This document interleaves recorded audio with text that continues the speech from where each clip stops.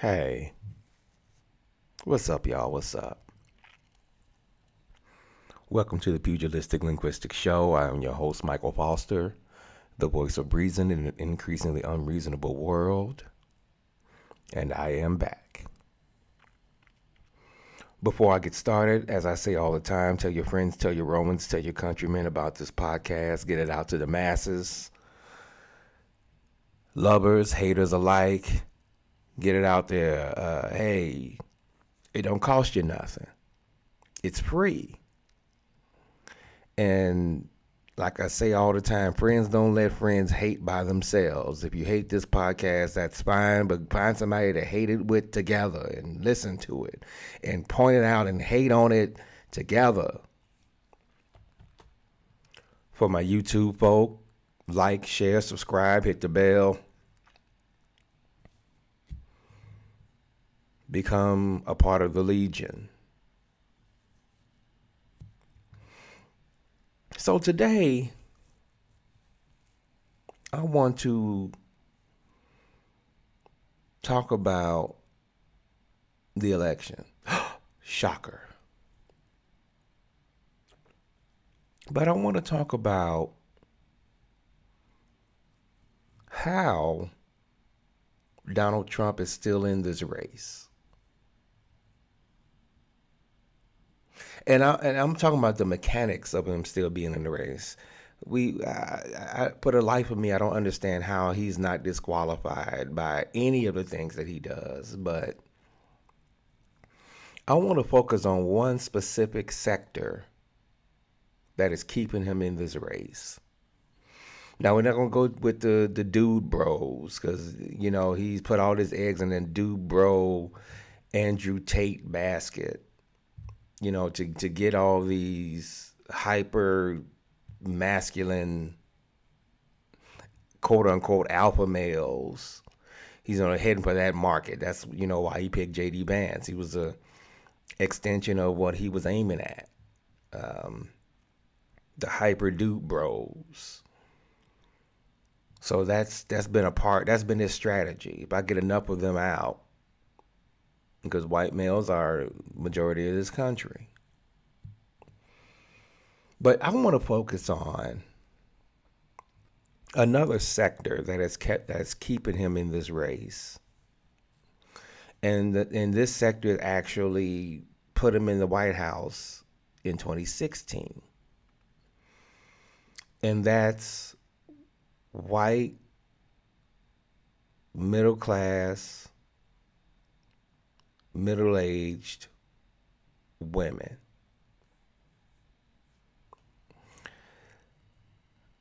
White women the white women are keeping Donald Trump in this race. And for the life of me, it baffles me how you can actively vote against your interests. But the thing is, I understand why white women are drawn to Donald Trump. And I understand, and the funny thing is, it's the same dynamic in 2024 as it was in 2016, which makes it more interesting. White women have a damsel in distress syndrome badly. They are looking for someone to save and protect them. And for some ungodly reason, they think that a 3-time adulterer, 26-time accused serial sexual assaulter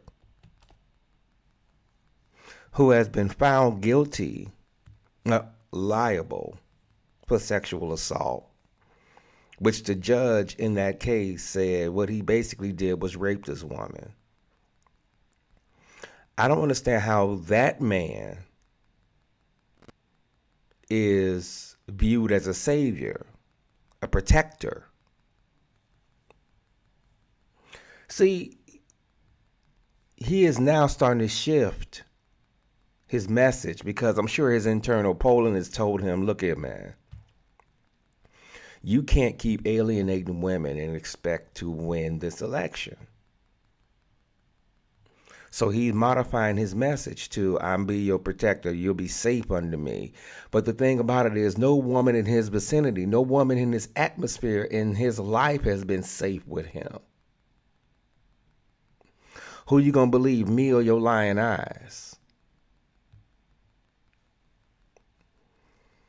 And the perception is that Hillary Clinton couldn't protect women.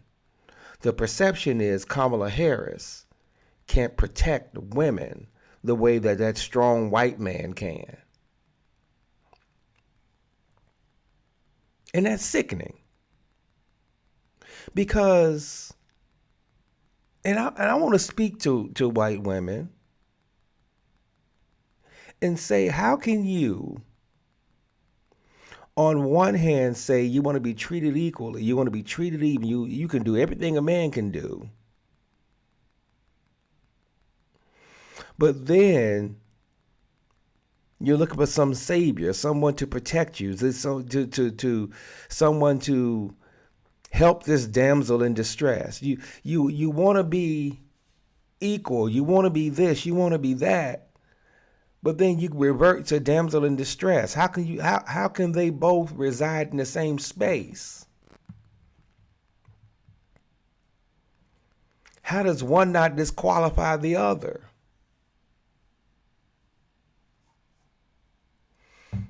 There was this one lady, I think this is an anecdotal thing, but 63-year-old white woman from, I want to say, Pennsylvania. And she essentially said that she's voting for Donald Trump because he can protect her. He can save her. She's one of those women who feels like she's not complete if a man doesn't wrap his arms around her and make her feel safe.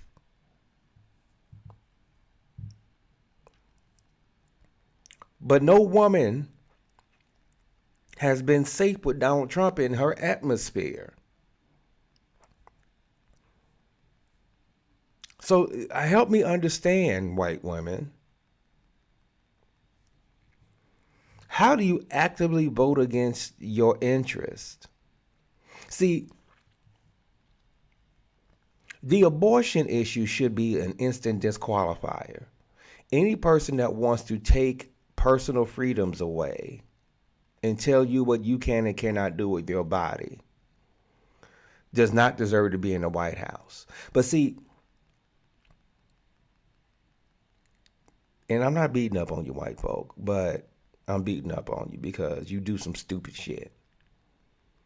But see, because that woman, I'll just take her for example, is beyond childbearing age, she doesn't care about abortion for a younger woman.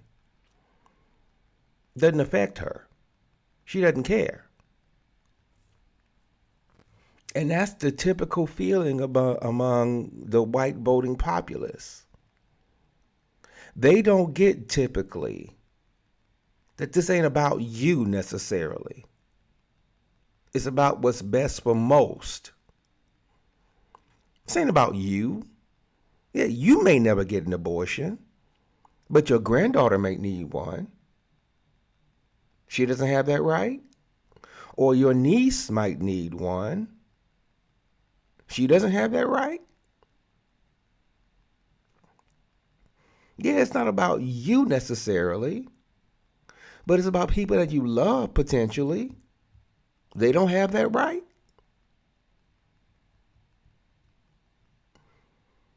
That. See, I get the what's in it for me argument. How you gonna help me? I get that on some level. But that man,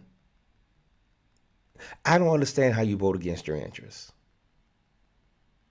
I don't understand how you actively vote against somebody that's actively against you. I don't understand. White women who feel that way, put it in the comment section. What's the attraction to Donald Trump?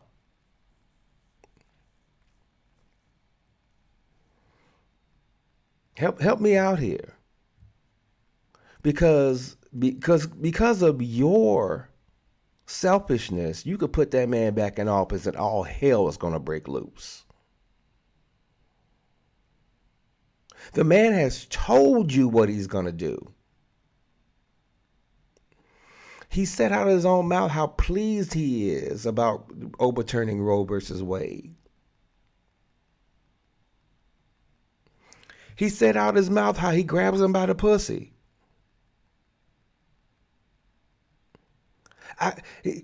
He cheated on wife number one with wife number two, cheated on wife number two with wife number three, and cheated on wife number three after she gave birth with a porn star.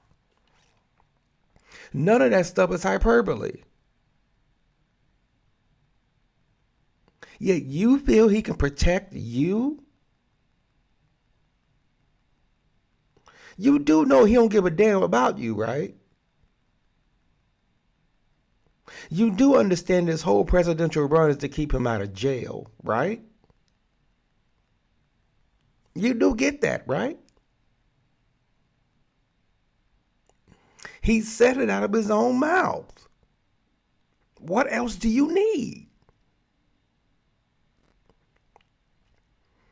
Why is it that you want, on one hand, to be treated as an equal to men, which I agree. I don't believe women should be second-class citizens, yet you vote like a second-class citizen. Your thought process is, I need him to save me. I'm a damsel in this. I'm the lady tied to the railroad tracks by Snidely Whiplash. How can both of those reside in the same space?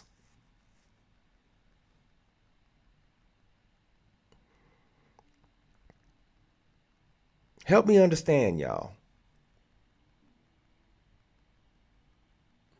Is it that plus the fact that you just refused to vote for a black woman? In 2016, you just refused to vote for a woman?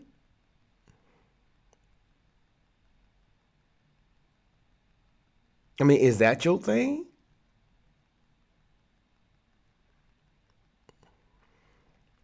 And this is not something I'm making up out the blue. This is documented polls. Women are falling for the okie doke. But then if I say something about it, I'm wrong. You're falling for the okie doke. You're falling for the banana in your tailpipe.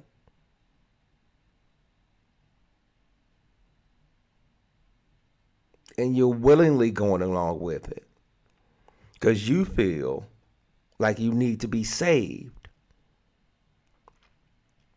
Where's Project Pat when I need him? Don't save her. She don't want to be saved. But that's the thought process. That man can protect me. I need protection. I need to be saved. I need to be, I can't stand on my own 2 feet. I need some man.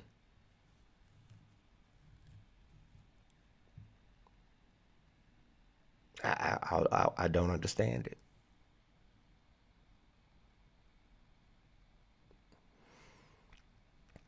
So white women, y'all step your game up. Step your game up. If you want to be viewed as equal, then behave like it. Stand on your own 2 feet. You don't need to be saved by somebody who does not have your interests at heart. You serious? It's sad.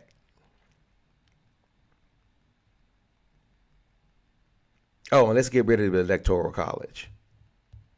I think I'm gonna say that in every podcast from here on out. It's antiquated and it's stupid. But anyway, white women. Donald Trump is not gonna save you. Donald Trump is not your savior. He's in it for himself. You know it. I know it.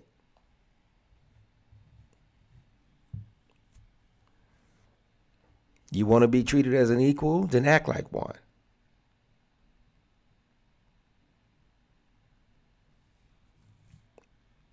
Anyway, I was just something I needed to get off my chest.